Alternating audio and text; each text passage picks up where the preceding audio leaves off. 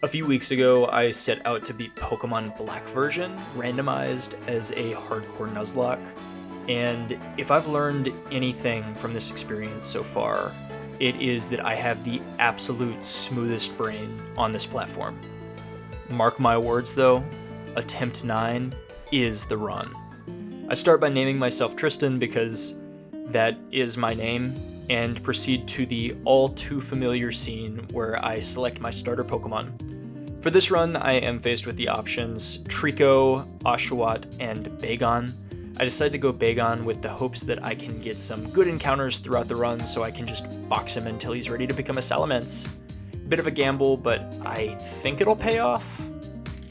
I take out Bianca and Charon pretty easily, and then spam the A button to get through dialogue and the catching tutorial so that I can get my first encounter on Route 1, a Skitty. Not great, but Delcatty with Fake Out was super useful in a previous attempt, so I'll take it. After listening to Getsus gaslight civilians, this green-haired guy whose name is just the letter N sends out his pet cat to attack me, but several not very effective bites from Bagon are enough to get me my first real win of the run. On to Route 2, I get my second encounter of the attempt, a Nidoran male, which is an awesome Pokemon for this game, considering how quickly I can get my hands on a Moonstone. And after 8 attempts of totally forgetting about this Bianca fight, I finally remember to prepare and end up obliterating her. After this fight, I get access to the Dream Yard, where my encounter is a Mawile, and at this point, my Nidoran has Double Kick, so all of the early game trainers that have normal and dark type Pokemon like Patrat and Purloin go down really quickly. This includes Charon in the trainer school and all of the gym trainers, which just leaves Silent in our way of advancing further into the game. I lead with Nidoran into his Lillipup and get off a Double Kick while he sets up Work Up. Unfortunately, on the following turn, Lillipup outspeeds and gets the flinch, leaving Nidoran at risk to a crit, so I switch into Bagon to take a bite and return my own bites for the KO.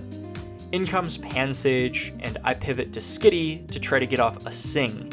Pansage is able to work up 3 times before I finally land a Sing, and I switch into Mawile for the Intimidate. Mawile has grass and normal type resistances, so even though Pansage wakes up after a couple of turns, Mawile easily KOs without much damage taken. I've never thought of Mawile as a great Pokemon because it's a single stage evolution that's not super accessible in any game and doesn't really have the greatest stats, but early game, it is a monster because of its bulk and resistances. The next big fight is with Charon for the 3rd time this game. I lead Bagon and take out Snivy with a few bites. He switches to Purloin, so I send out Nidoran, who finishes him off with some double kicks paired with poison point damage. My encounter on this route after the fight is a Roggenrola, and it is followed by a Golett in Wellspring Cave. I don't actually catch the Golett here though, because it starts using Rollout, and when Bagon gets into yellow health, I know it's just not worth the risk, so I run away. After taking care of Team Plasma in the cave, I can get my final encounter before fighting in a Panpour. Okay. Waiting for me in front of the gym, N challenges me to a fight. I lead Bagon into his Pidove, and a few bites takes out it and the Timpole. I do have to switch into Nidorino for the Timber, but come out with a pretty easy victory. Skipping ahead to the Lenora fight, I am terrified. I've already lost a couple runs to her at this point, so I decide to seriously prepare. This means raising everyone to the level cap and edging Roggenrola so that he levels up after the first KO. After doing everything I can think of, I head in. With Roggenrola, I begin by setting up Iron Defenses, while Herdier goes for Leer. She then hits me with 2 pretty hard bites, the first of which flinches, but one more Iron Defense and the AI just wants to use more Leers. 2 Rock Blasts gets her to use her Super Potion, and then a final few moves takes out the Herdier. Watchog comes in and immediately puts me to sleep, and crunches to proc my Oranberry. I decide to stay in though because of how set up Roggenrola is with Iron Defenses, but I'm only able to get off 1 more Rock Blast before I get hit with another Hypnosis and have to pivot to Mawile.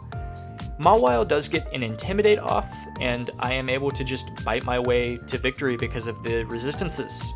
I'm really happy with how clean this fight was. It was super helpful to have 2 Pokemon that resist her stab normal type moves, but my victory celebration is cut short when Team Plasma pulls off the heist of the century, stealing a Dragonite Skull, while the Lightstone that is used to awaken the legendary Pokemon is just sitting right there. Villainous organizations in this franchise are just so disappointingly dumb, but it is a children's game. While I'm saving the day, I encounter a Bronzor in the interior forest, which I do catch, and then I double kick my way through all of the grunts until I get that fossil back for Lenore's husband. I feel really good about this attempt so far, no deaths, and really the only mistake being that Golett blunder, and I'm also approaching a part of the game where I have pretty decent type advantages for all of the major fights. But that's all I have time for right now, so be sure to join me next time when I challenge Berg. Drop a like, leave a comment, subscribe if you haven't already, and I'll see you next time.